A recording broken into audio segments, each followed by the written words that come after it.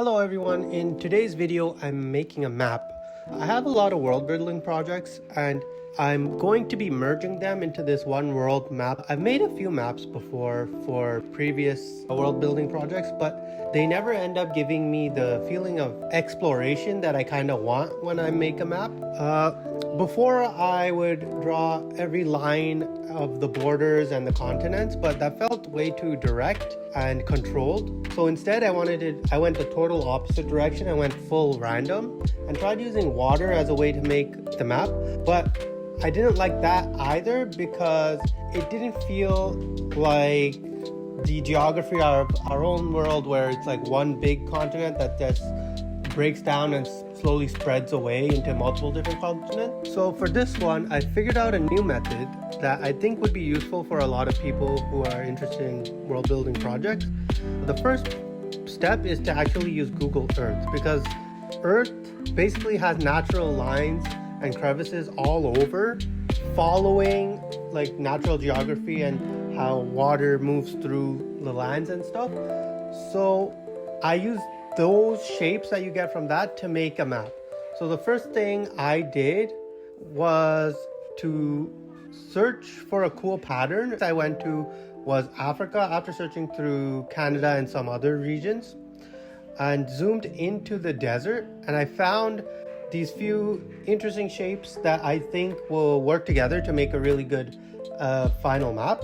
Once I got that, I screenshotted it, and now I'm moving into Procreate to start building out this world map.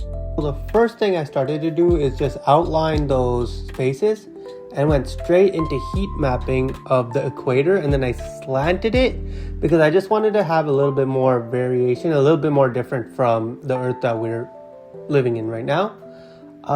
And then I found a map of biomes, and I started mapping those biomes out based on the heat map that you see in the background in this, right? So I have desert, tundra, alpine forest, jungles, Amazon forest, like a desert that's more similar to like Australia's like red desert area on the coast, some Mediterranean areas.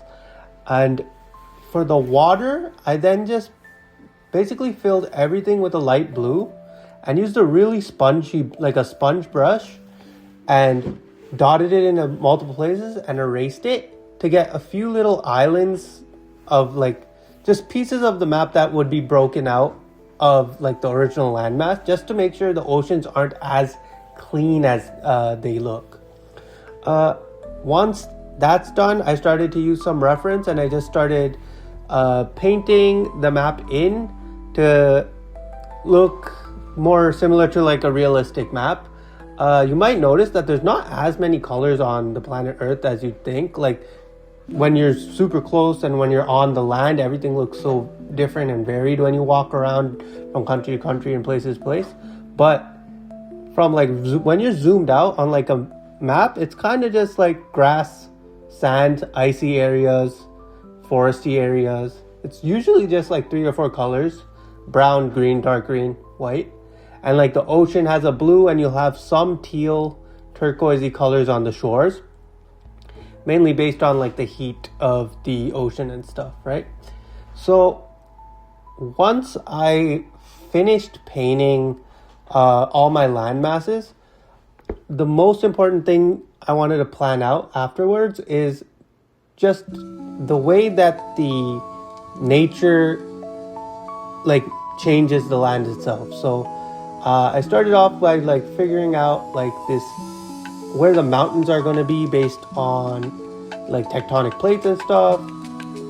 And I basically just said, okay, this is one big chunk, this is the second big chunk, and I just put those in and planned those out. And then here what I'm doing is basically hot water and cold water.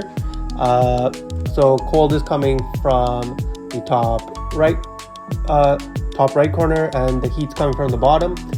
And then using that and the mountains that I made, I put in my rivers, and then I just added a few small detailed like shapes of just like what I consider like magical things, because this would be like more of a fantasy type of world. So I wanted to add a few like natural things that just feel and look unbelievable. Next week, I'm going to try adding basically 20 years of world building projects into this map and just mapping out where things are set. So subscribe for more. Thanks.